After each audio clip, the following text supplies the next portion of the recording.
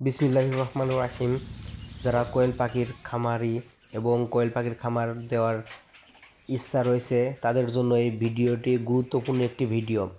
এই ভিডিওটির মাধ্যমে আমি আপনাদের দেখাবো পাখির ডিম কিসের জন্য শক্ত হয় না এবং ডিমের গ্রোথ নষ্ট হয়ে যায়। এই আপনারা দেখতে পাচ্ছেন পাখির ডিম কিভাবে নষ্ট হয়ে গেছে। এটার সমাধানের জন্য আমরা এখানে দিব পাখির খাবারের সাথে ভিটামিন এবং ক্যালসিয়াম এবং জিঙ্ক, এই তিনটা ওষুধ যদি আমরা পাখির রেগুলার যদি খাওয়াই তাহলে অবশ্যই ডিম পাড়ার হার 99% বাড়বে এবং ডিমের সাইজও অনেক ভালো হবে।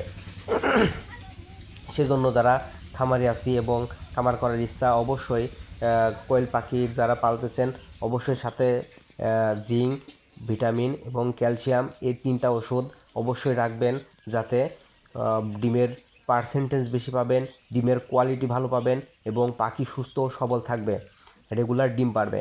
আর যদি এগুলা ঘাটতি অনুসারে যদি আপনারা যদি একটু কম খাওয়ান তাহলে ডিমের পার্সেন্টেজ কমে যাবে এবং পাখি ডিম পাড়া বন্ধ করে দেবে এবং পাখি দুর্বল হয়ে যাবে। সেজন্য অবশ্যই এই তিনটা ওষুধ খাওয়াবেন এবং পাখি সুস্থ সবল থাকবে, ডিমের সাইজ বাড়বে এবং ডিমের পার্সেন্টেজ সবসময় একই রকম থাকবে।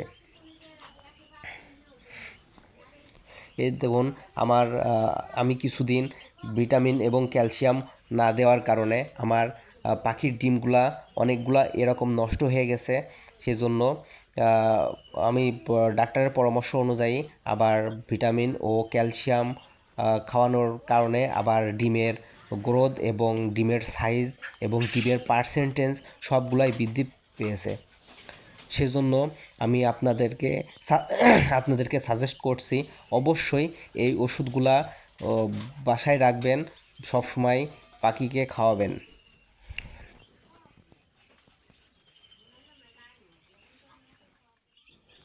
আর যারা নতুন উদ্যোক্তা আছেন, যারা পাখি পালতে ইচ্ছা এবং পাখি লস কি লাভ এটা না ভেবে অবশ্যই শুরু করে দেন, ইনশাল্লাহ সফলতা আসবেই।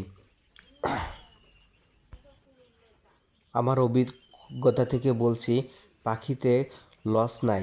যদি আপনি সঠিকভাবে পরিচর্যা করে থাকেন তাহলে লাভ হবে ইনশাল্লাহ।